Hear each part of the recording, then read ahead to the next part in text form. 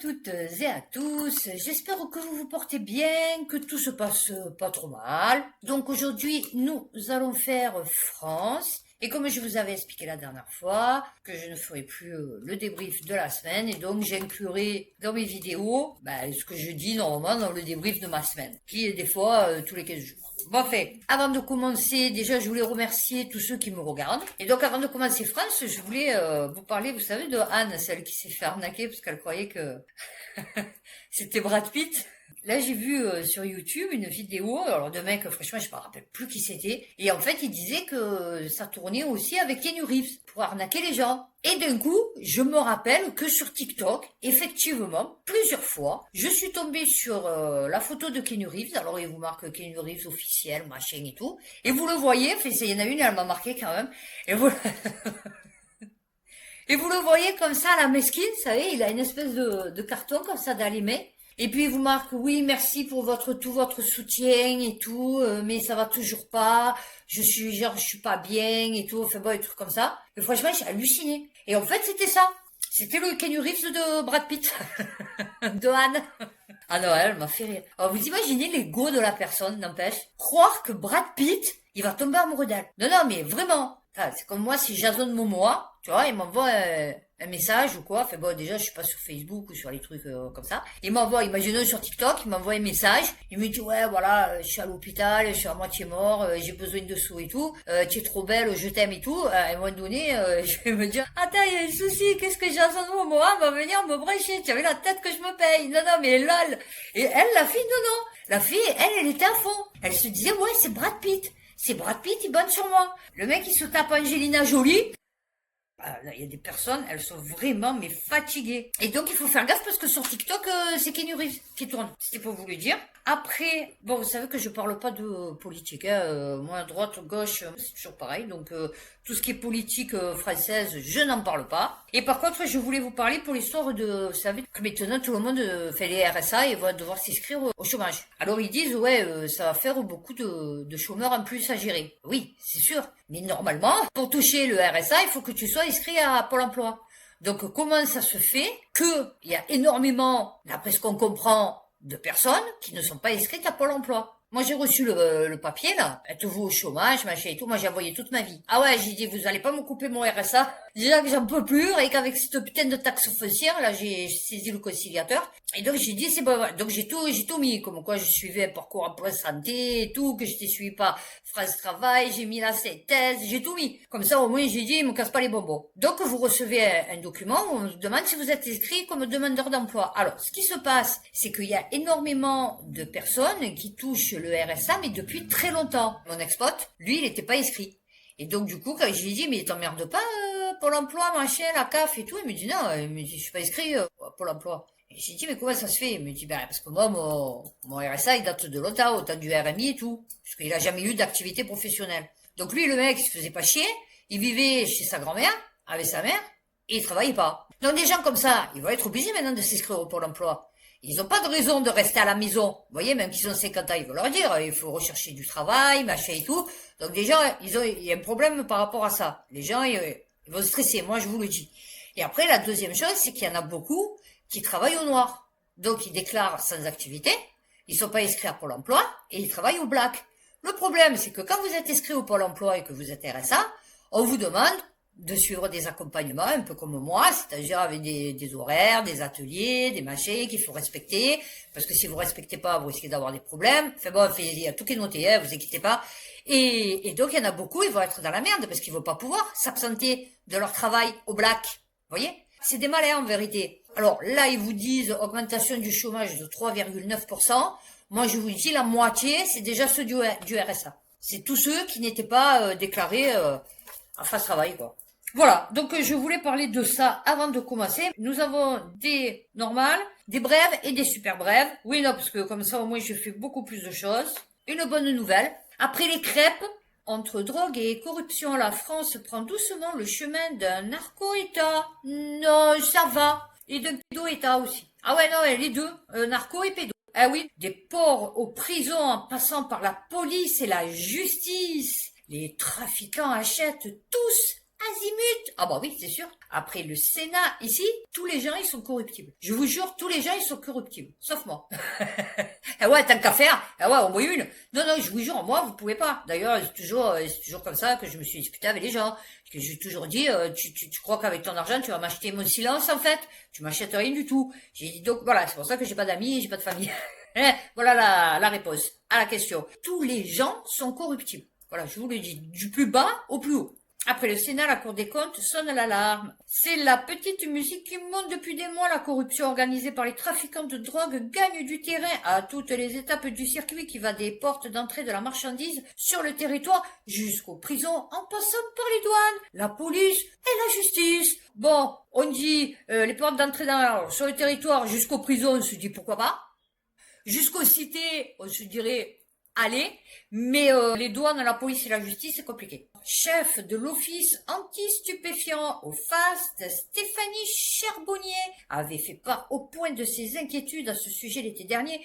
L'information qu'un téléphone est sur écoute, des pièces à conviction qui s'égarent, il en faut peu pour compromettre des mois d'enquête. La masse des profits générés par les trafics de stupéfiants procure des moyens très nettement supérieurs à ceux des États. Ah ben c'est sûr. Le rapport cite les dockers et agents des douanes, les forces de l'ordre, les magistrats et leurs auxiliaires, le personnel pénitentiaire, mais aussi des agents municipaux mis à contribution pour stocker les stupéfiants dans des bâtiments publics. Ah bon, oh non, c'est bien, tant que tu vas à la mairie pour faire renouveler ta carte d'identité, ils vont t'emmerder parce que le papier n'est pas bien signé, alors qu'au-dessus, peut-être, il y a 3 kilos de cocaïne. En mars 2024, c'était 6 surveillants du centre pénitentiaire de Réau qui étaient mis en examen pour trafic de stupéfiants. Au moins un enquêteur de l'antenne marseillaise de l'OFAST fait actuellement l'objet en plus. Non, c'est pas rigolo. L'OFAST, l'auxiliaire, l'antenne marseillaise, putain, on se fait toujours remarquer, nous, pour des faits de corruption présumés signalés par la hiérarchie. Ah bah oui. En Rennes, la méfiance règne. En janvier 2024, raconte une source locale, une opération antidrogue dans le quartier de Blonne a été annoncée aux policiers au dernier moment parce que le parquet et la hiérarchie se méfiaient des fuites. Ils avaient raison, l'opération a tourné court, quelqu'un avait prévenu les trafiquants. Eh ben oui, non mais c'est sûr, en plus ils ont des tops et tout. Non mais... Voilà, je vous le dis tout net, sans la corruption, il n'y a pas de trafic. Voilà, c'est tout ce que j'ai, on va dire, un peu chelou. Néozone, une aberration, l'avenir incertain des panneaux solaires prêts à l'emploi en France. La transition écologique se complique, une nouvelle norme pourrait rendre illégaux des panneaux solaires pourtant plébiscités. La norme C15-100 et son évolution, oh bouh, méchante norme. Ah ouais, non, cette norme qui vise à renforcer la sécurité des installations électriques, oui, bien sûr. On te croit. Ces contraintes pourraient rendre les kits... Alors, j'ai trouvé que c'était un peu chelou. Quand j'ai lu le nom du kit, moi, de suite, il me vient un truc, vous voyez, un peu... voilà, X. Les kits plug and play. Quand moi, je vois le plug, je pense pas à un truc genre panneau photovoltaïque. Tu vois ce que je veux dire? Voilà. Non conforme, obligeant les fabricants à revoir leurs produits ou pire, à cesser leur commercialisation. Non, mais c'est bien. Parce qu'avant, tu pouvais brancher ton panneau sur une prise électrique. Standard. Et maintenant, il va te falloir une prise ou d'une fiche. Bon, sans mentionner la fiche. Donc, du coup, c'est encore flou. Voilà, étonnante lorsque l'on sait que l'ADEME a publié un guide de l'installation du kit photovoltaïque afin d'encourager cette pratique. C'est-à-dire que l'ADEME, il te fournit un kit pour te permettre de brancher ton panneau sur une prise électrique, mais du coup, elle est contrecarrée par la norme d'Ursula, la petite cochonne, qui a décidé de poser une fiche, mais on ne sait pas laquelle. Voilà. La Belgique vote l'inverse de la France. Ah bah oui. Alors qu'ils étaient jusque-là interdits ne répondant pas aux normes belges, les kits solaires plug and play, non vraiment c'est bizarre, seront bientôt autorisés en Belgique. C'est nos trucs et en fait on pourra pas les vendre ici. Enfin on pourra plus les installer. Parce qu'il nous manque une fiche qu'on ne sait pas ce que c'est. Non mais en fait je pense qu'il y a que en France qu'il y a des problèmes. Non, je pense qu'il y a que en France, parce que les autres, je pense pas qu'ils ont des problèmes comme ça, les autres pays européens. Quand tu dis il faut installer une fiche, mais tu sais pas laquelle c'est, tu dis pas laquelle c'est. Une fiche. Oui, d'accord, mais quoi? Ben, je sais pas, une fiche. Tu colles une fiche, Bristol, tu as vu, tu dis voilà, j'ai installé ma fiche, tu as vu, non mais, RFI, câble sous-marin, en rachetant son fleuron ASN, la France répare une erreur stratégique. Oui, et alors, je sais pas s'ils vont mettre les prix, mais je me doute qu'on l'a vendu une misère et que là, on l'a racheté au moins 4 fois son prix. Non, parce que ça, c'est nous. Ah, c'est les câbles sous-marins, vous savez, pour faire passer au Internet.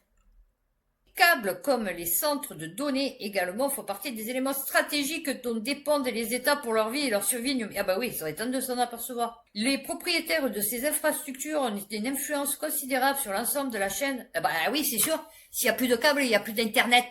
N'est-ce pas les pourfendeurs de satellites internet? Ah oui, internet ça passe par les satellites. Ah bah oui, c'est sûr. Ah pourquoi tirer des câbles? Ah, qui traversent la moitié de la Terre. Non, ils mettent pas les prix, vous voyez. En tant qu'infrastructure critique, depuis 2022, les câbles sous-marins font désormais partie d'une stratégie ministérielle de maîtrise des fonds marins, MFM.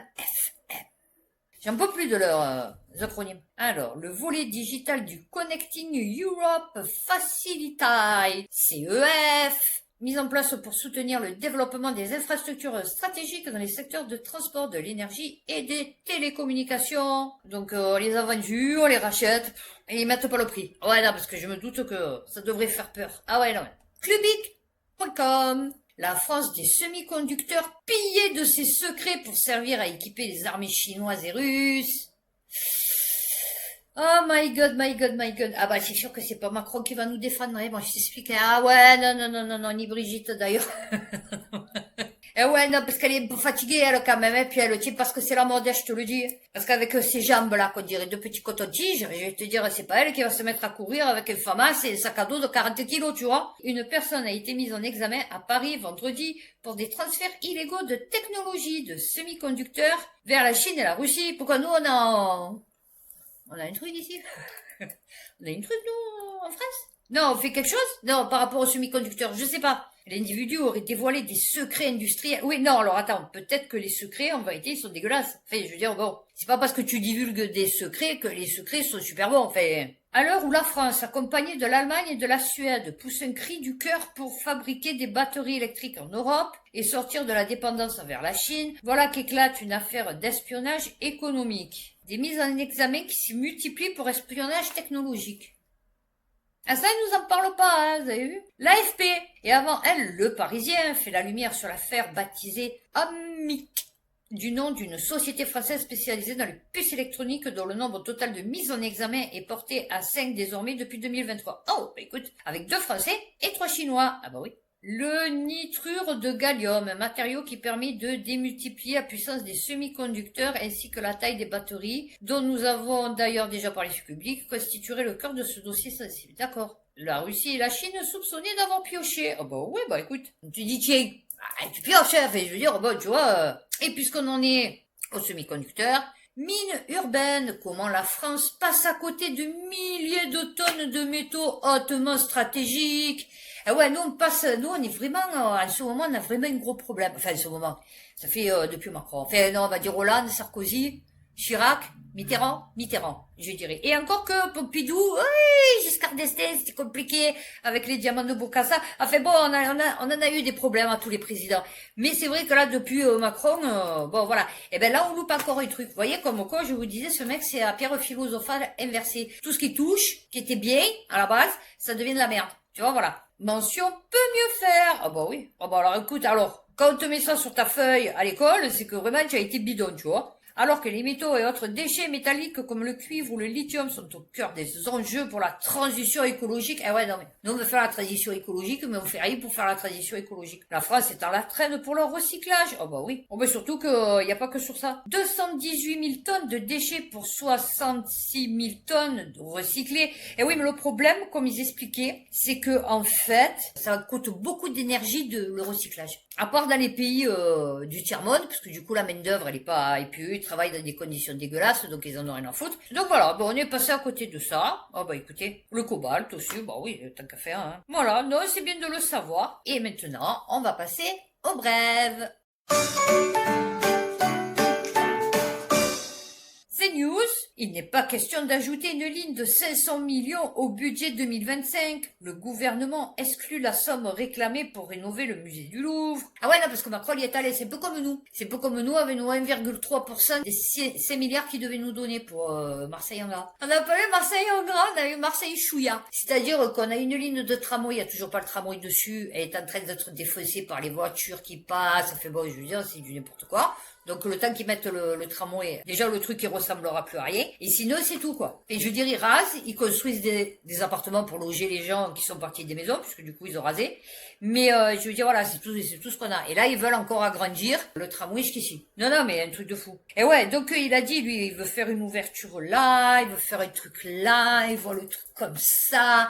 Après, il y a Brigitte, elle va venir pour faire une très belle décoration. Voilà, c'est 100 millions. Et oui, l'alerte sur l'état du musée. Ah ouais, ça aussi. Je voulais parler sur, vous savez, les meubles, le mobilier. Vous savez que tout le monde s'est plaint quand ça a coûté 156 milliards de fournitures de bureau, mobilier, machin et tout. Bon, déjà, il faut calculer que les enveloppes, les courriers, les lettres de rappel, comme là, j'ai reçu 4 pages pour mon refus. Et je veux dire, bon, tu vois, tu reçois du papier. Il en faut de l'encre, il en faut des photocopieuses, il faut qu'elles tiennent le coup, les photocopieuses. Tu vois, quand ils t'envoient à 30 millions de personnes la lettre des vœux du président. Les fournitures de bureau aussi, c'est pareil. Tu vas n'importe où, dans n'importe quelle mairie, les mecs, ils ont des stocks de stylos parce que chaque fois, tu as toujours un mec qui te prend le stylo. Donc ça aussi, les stylos, ça part. Et après, pour les mobiliers, il y en a qui disent, ouais, mais regardez, vous avez le même à Ikea. Ouais, mon coco, tu vas pas comparer l'achat d'un meuble qui va être dans un accueil, d'accord, d'hôpital, d'administration, je ne sais rien, un fauteuil, un canapé, où il va s'asseoir des millions de personnes en l'espace d'une année avec un fauteuil Ikea que tu prends pour la maison. Fauteuil Ikea de la maison, tu vas le prendre en fonction de ton poids, de tes moyennes, plus ou moins, il tient le coup, il tient le choc. Là, je suis désolé, tu as des gros, tu as des handicapés, tu as des minots. Il te faut du matos qui tienne le coup. Donc le matos, effectivement, le siège, au lieu de coûter 50 euros à Ikea, il va coûter peut-être 1000 euros. Mais le truc, il est costaud. Enfin, je voulais prendre un peu parti pour Macron. Je voulais poser mon coup de gueule, il y en a marre de ces Français. Mais non, mais il faut réfléchir quand même. Fait, tu vas pas comparer un fauteuil Ikea que tu t'assois pendant un an dessus, le truc il tient plus, avec un fauteuil qui va servir dans une mairie. Fait, je veux dire, ça n'a aucun rapport avec la choucroute. Le truc, il faut qu'ils soient costauds quand même. Voilà. Donc en fait, on va se faire foutre. Peut-être 100 millions et encore, s'il y a des pépettes. Ensuite, on continue. À Paris, des réfugiés russes et ukrainiens en grève contre l'entreprise de tourisme qui les emploie sans contrat. Voilà. Non, mais... il n'y a plus rien à dire, hein. Qu'est-ce que... Alors voilà. Le simple respect de la législation française. Hein? C'est quoi ça? Avec le respect d'un salaire minimum et la signature d'un contrat de travail, énonce Bogdan, l'un des salariés en grève, des revendications minimalistes que l'on réclame depuis des semaines en vain. Ah oui, ça c'est comme celle de Pôle emploi. Hier, elle m'a sorti, oui, la visite d'embauche, la médecine du travail, c'est obligatoire. Chez Géna, c'est pas obligatoire, mais d'ici, obligatoirement, hein, dès que vous êtes embauché, il faut faire la visite. Et je dis, mais ça va pas ou quoi? 3 postes j'ai effectué, il n'y a jamais eu de visite médicale. Ah, mais pourtant, c'est obligatoire. Ah oui, non, c'est obligatoire sur le papier. Oui, non, d'accord, mais dans les faits, il n'y a personne qui le respecte. Non, je t'explique. Un contrat de travail irréaliste selon l'entreprise. Ah ouais, parce qu'elle n'a pas envie de se casser la tête. C'est bien, c'est bien. Je vois que tout va bien en France. Oh, la dépêche. Ah bah peut-être c'est le mien. Un inspecteur des impôts suspecté d'avoir gagné près de 100 000 euros grâce à une escroquerie à la TVA. Ils se sont servis d'une retraitée qui fait désormais l'objet d'un redressement fiscal. Peu cher. Ok, bon ben voilà, c'est magnifique, hein, l'inspecteur des impôts. Non, c'est bien. Là aussi, encore une super bonne nouvelle. France TV Info.fr. Un arrangement administratif entre la France et la Suisse fait perdre 300 millions d'euros au compte public chaque année. Un règlement entre les deux pays permet aux grands groupes français internationaux de bénéficier d'un régime dérogatoire avantageux. Certains de leurs cadres haut placés échappent ainsi aux cotisations sociales françaises. Eh ouais. Et c'est moi le parasite, hein? Avec mes 695 euros par mois. Eh ouais, non, c'est moi le parasite. Eh ouais, moi, putain, je suis un gros parasite. Ah ouais, non, mais tu as vu un peu? Total, Renault, Nissan, Michelin sont concernés. Le Figaro. Une ambition sans lendemain. À 15 milliards d'euros, le très coûteux échec du plan Macron pour les compétences. Oui, je vous c'est pas ce sous. Mise en place entre 2018 et 2023. Donc c'est fini. Eh oui, non, une fois qu'il a paumé 15 milliards de nos pépettes, eh ouais, non, il a fermé, il a dit c'est bon, on arrête tout. Le plan d'investissement dans les compétences, il n'y en a plus. Il y a plus personne qui a la compétence maintenant. Il n'a pas atteint son objectif de transformation en profondeur du système de formation. Ah bah oui. Là, c'est comme les profs. Les profs, ils te disent on n'a pas les moyens. Mais tu n'as pas les moyens de quoi? Avant, un prof, il avait besoin d'un tableau noir et d'une craie, avec une règle, un compas, vous savez, un gros compas en bois. Bon, enfin, les jeunes ils connaissent pas, mais on avait des gros compas en bois où tu mettais la craie. On avait le réglé, et après on avait le tableau noir, et le craie. C'est tout, point barre. Et on sortait des écoles, on savait. On connaissait, on savait lire, on savait écrire, on savait compter. Comment ça se fait que maintenant, tu as le tableau blanc, tu as le stabilo, les tables de dernier cri, tu as les ordinateurs, tu as les machines, et tu n'arrives pas à sortir un élève qui sache lire, écrire et compter? À l'initiative de l'ancien Premier ministre Édouard Philippe. Oh bah oui, il a fait du bien, lui, hein. Vous avez vu, du coup, il en a perdu tous ses poils. Ouais, il n'y a plus de poils sur le caillou. Il n'y a plus qu'un cheveu sur la tête à Mathieu. Ah ouais, non mais. Ce pic devait édifier une société de compétences. Ah bah, on l'a vu. Figaro Économie. C'est un peu la douche froide. Bernard Arnault déplore la hausse prévue des impôts sur les entreprises françaises. Ah ouais, les impôts, ils vont descendre à 15% aux USA. Ça veut dire qu'il va partir. Hein, je vous explique. Voilà. Quand le mec, il te dit, lors de la présentation des résultats annuels de LVMH, le milliardaire a vivement critiqué cette taxe sur le Made in France, alors qu'aux USA, les impôts vont descendre à 15%, ça veut dire qu'il va se barrer aux États-Unis. Oh, mais là, vous savez que vous avez des trucs prédictifs. Vous voyez? C'est ça qui est bien. C'est que quand vous voyez ça, vous dites, ah, anguille sous roche. La montagne. Pesticides dans l'eau. Un rapport non dévoilé pointe une contamination à grande échelle et une surveillance défaillante. Ah bah oui, non mais il y a tout qui fait défaut ici. Même l'intelligence. C'est pour ça que moi ça me fait rire quand ils me disent ouais alors bon déjà arrêtez de boire de l'eau en bouteille et buvez de l'eau du robinet, déjà premièrement. Et ensuite, deuxièmement, non mais on est vachement carré dans les analyses. Ah ouais non mais tu parles. De toute façon on va tous mourir. Et du jour au lendemain me fait bon, essaye quand même un peu de durer, un peu dans le temps, tu vois. France TV Info.fr, un policier municipal de Paris en garde à vue après une perquisition à son domicile. Sa garde à vue a été levée mercredi soir sans qu'aucune charge ne pèse contre lui. Autour de son frère d'être interrogé, de la drogue, des armes et de l'argent avaient été découverts chez ce policier. Sans qu'aucune charge ne pèse contre lui. Mais qui continue comme ça. Et après, vous voulez que la personne lambda, elle trafique pas, ben ouais, ma foi, quand tu vois ça, tu te dis pourquoi lui et pas moi, en fait. Libération. Bureau, voiture, collaborateurs attitrés. La justice enquête sur les anciens présidents d'EDF. Non, les anciens présidents d'EDF. Voilà. Le parquet national financier a ouvert une enquête préliminaire sur des soupçons de détournement de fonds publics et de recel de ce délit. Non, c'est bien, c'est magnifique. C'est pour ça que je vous dis. France 3 région.france-tv-info.fr. Quand la cohabitation n'est plus possible, des riverains font stopper une distribution alimentaire à Nice. Il n'y aura plus de distribution alimentaire rue Faudéré, dans les quartiers du port à Nice, à partir du 30 janvier. Ouais, sur le port, c'est touristique quand même. Oh! Les personnes dans le besoin pouvaient y bénéficier d'un repas gratuit. C'est la fin d'une ère pour 9000 bénéficiaires. Ah, oui, c'est effectivement, ils étaient beaucoup. Non, c'est pas rigolo, mais c'est vrai que t'imagines pas le nombre. Toi, tu te dis, bah, ça va, ils étaient une cinquantaine, quoi, tu vois. Non, ils étaient 9000. Ah ouais, je comprends qu'ils aient flippé. Ah ouais, non, moi je flipperais aussi. Ah ouais, non, mais le chiffre, il m'a fait halluciner. Les Échos, c'est 2 milliards d'euros que l'État doit rendre aux énergies renouvelables. Oh, bah alors. Le Conseil constitutionnel a désavoué l'État face aux professionnels de l'éolien, vous vous rendez compte, et du solaire sur les contrats qui les liaient. La mesure avait rapporté près de 2 milliards d'euros à l'État en 2022 et 2023, révèle une délibération du gendarme de l'énergie. Non, c'est bien. Une facture potentielle de 1,84 milliard d'euros. Oh bah écoute, on est riche. Jean-François Copé écope. Non, c'est pas vrai. Jean-François Copé visé par une enquête préliminaire pour son usage des chauffeurs de la mairie de Meaux. Le Monde. Oh bah oui. Oh moi, tombe la tête qui se paye. Putain.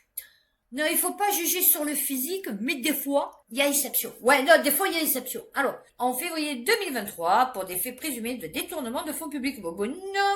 Par contre, il aurait pu détourner nos moumoutes, tu vois. Ah ouais, il aurait pu détourner des cheveux. Tu vois, voilà, se faire... Et moi, je me dis, pourquoi ces mecs comme ça, ils sont blindés quand même. Pourquoi quand ils commencent à devenir chauves, ça existait quand même. Bon là, il aurait fallu en remettre beaucoup. Ils peuvent se faire greffer des cheveux. Pourquoi tu te fais pas greffer des cheveux? Donc vous aurez l'article dans la description. Eh ben on continue, c'est magnifique. Midi libre, emploi fictif, emploi clientéliste, agent placardisé, que se passe-t-il à la mairie de Montpellier, perquisitionné jeudi. Je vous jure que je pourrais en faire des heures et des heures de ça. Si vous voyez sur ce que je tombe, sur tout ce que je tombe, sur tout ce quoi je tombe, c'est hallucinant. Côté mairie, on démontre fermement, il n'y a pas d'emploi fictif à la mairie de Montpellier. Non, ils sont pas fictifs, ils sont virtuels. Ah ben tiens, ça justement, ça me touche particulièrement. David, 59 ans, raconte sa vie au RSA. Vous êtes malade, sans argent, et on vous demande d'être au top. Bon, moi je suis au top. Mais, je travaille quand même pas. Eh ouais, parce que du coup, je suis malade. Je peux pas travailler comme les autres. Alors que le dernier rapport de Secours catholique alerte, c'est pour ça que ils veulent ma peau, parce que moi je suis propriétaire, et ils supportent pas qu'il y ait des RSA propriétaires. Voilà. Parce que eux, ils veulent que tu sois locataire. C'est-à-dire que là, si à l'heure actuelle, je serais locataire avec ce qu'on touche, je serais dans un T2, au 3e étage, devant une passerelle. Voilà. Bon, je suis devant une passerelle quand même, là. Mais elle est un peu plus loin, j'ai un balcon. Tu vois, et c'est un T3. Bon. Je serai là. Et je vivrai, donc, avec, imaginons, le loyer 600 €. Hein, d'accord? Et donc, avec, 680, donc, 950 €. Donc, sur ces 950 € que je toucherai, c'est ça. Sur ces 950 € que je toucherai, il faudrait que j'enfile 600 dans le loyer. Mes enfants, du coup, ils auraient arrêté les études parce qu'ils auraient été obligés de bosser pour ramener des sous. Non, c'est bien, c'est bien. Le frigo était bien vide. Oh, ben, tu sais, le mien, il est pas beaucoup plein. Non, c'est parce que j'aime pas faire les courses et j'achète que des plats préparés. Donc, du coup, mon frigo, c'est rare quand il est plein, tu vois. C'est surtout le congélateur qui est plein. Le congélateur, je sais pour le mettre. C'est tout le temps comme ça à partir du 10 du mois. Ah ouais, non, mais je te comprends. Parce que je l'ai vécu. 180 € d'électricité. Ouh, ça fait beaucoup quand même, hein. Moi, je suis à 160 gaz d'électricité. Pourtant, je fais attention à la journée et la nuit. La journée. Alors que j'ai besoin de chauffage avec mon état de... Oui, d'accord. L'hiver, mais bon. Ah oui, il y a un climat de suspicion constante, ça c'est sûr. On vous fait sentir comme une usine. C'est-à-dire, on te dit, genre, bon, si tu peux ne pas être là, ça serait bien. Ah oui, c'est un parcours du combattant. Ah oui, non, mais ça c'est clair. Eh ouais, on nous demande d'être au top. Ben, je suis pas au top. Ça dépêche. Je ne m'en sortais plus. La policière qui volait dans les scellés les poches des morts a fait appel de l'interdiction d'exercer. En octobre 2023, une enquêtrice de police du commissariat de Tarbes qui a volé plus de 10 000 € dans les scellés a été définitivement interdite d'exercer dans la fonction publique par le tribunal de Tarbes. Une décision que la policière a contestée en interjetant appel. Vous vous rendez compte? La femme, et en plus elle dit non. En plus elle fait appel. Elle dit non, je veux continuer à voler les morts. Ah ouais, non, elle te vole les morts, carrément. Ah ouais, non, mais... Je promis de faire preuve de dévouement au bien public. Non, mais ça, c'était avant. De droiture, de dignité, de prudence et d'impartialité. Ah, voilà, le serment que cette policière... Ah, c'est ce qu'elle a dit il y a 30 ans. D'accord. Et ouais, ben, écoute, elle avait un problème, hein, Alzheimer, je sais pas. Condamnée à 2 ans d'emprisonnement avec sursis et 8 000 € d'amende. Pour une série de vols commis dans le cadre de ses... Non, elle a volé des morts. C'est pas des vols courants, ça. Voler des morts, mais où tu voles des morts? Mais il y a que les crevures qui volent des morts. Mais c'est quoi le délire? Je suis fatiguée.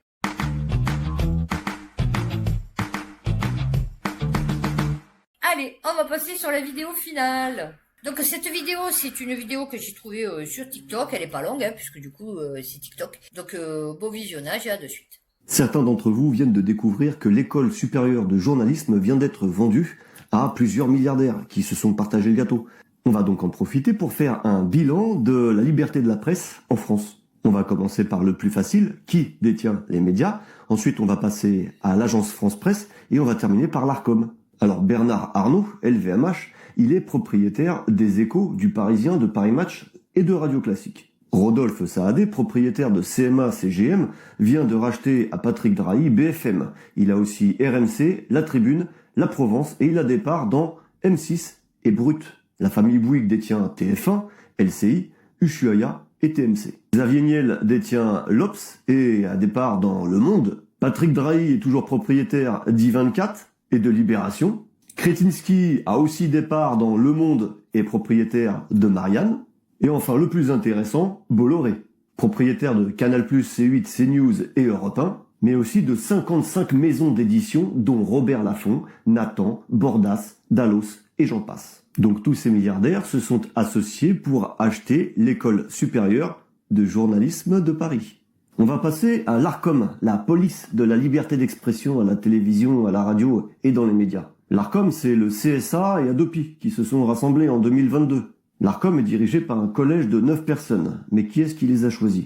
3 personnes, dont le président, sont choisies par Emmanuel Macron. 3 autres personnes sont nommées par Yael Braun-Pivet, un soutien inconditionnel à Macron. Les 3 autres sont désignés par Gérard Larcher, pas vraiment un ennemi de Yael Braun-Pivet. Il entame son 5e mandat à la présidence du Sénat. Clairement, politiquement parlant, l'Arcom n'est pas indépendante du tout. Maintenant, on va parler de l'AFP, l'agence France Presse, celle qui a le monopole de la vérité, en France et pas que. Tout en haut de la pyramide de l'agence France Presse, on trouve le Conseil supérieur qui compte 9 membres. Un secrétaire d'État, un sénateur, un député, un représentant de France Télévisions et un représentant de LVMH. En dessous de ce conseil supérieur, on a le conseil d'administration qui compte 18 personnes, plus le président. 5 directeurs d'entreprises de publication, dont Le Monde de Kretinsky, Le Parisien d'LVMH et Ouest France, qui survit grâce aux subventions publiques, 7 millions l'année dernière. Un représentant de Radio France, un représentant du ministère de la Culture, un représentant du ministère de l'Économie. Bref, je vais pas vous faire un dessin, mais le conflit d'intérêts entre les médias, le gouvernement et l'information est plutôt flagrant. Après tout ça, si vous pensez qu'il n'y a qu'en Chine et en Russie où la liberté d'expression est bâillonnée, où l'information est censurée, je peux plus rien pour vous, désolé. À bon entendeur. Voilà, bah écoutez, j'espère que cette vidéo vous aura informé. D'ici la prochaine vidéo qui sera donc Europe, prenez soin de vous, faites attention à vous et puis à bientôt pour une prochaine vidéo.